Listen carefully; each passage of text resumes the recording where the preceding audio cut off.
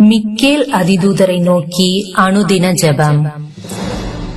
அதிதூதரான அச்சிஷ்ட மிக்கேலே, எங்கள் போராட்டத்தில் எங்களை தற்காத்தருளும். பசாசின் துர்க்கர்த்தையும் அதன் கட்டுகளையும் அகற்றி எங்களுக்கு துணையாயிரும்.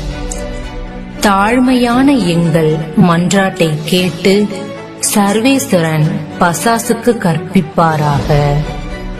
நீரும் மோட்ச சேனைக்கு தலைமையானவரே, ஆத்துமங்களை அழிக்கிறதற்கு உலகில் சுற்றித் திரியும் பேயையும் மற்ற துஷ்ட அருவிகளையும் தேவ வல்லமையின் பலத்தால் நரகத்தில் தள்ளுவீராக.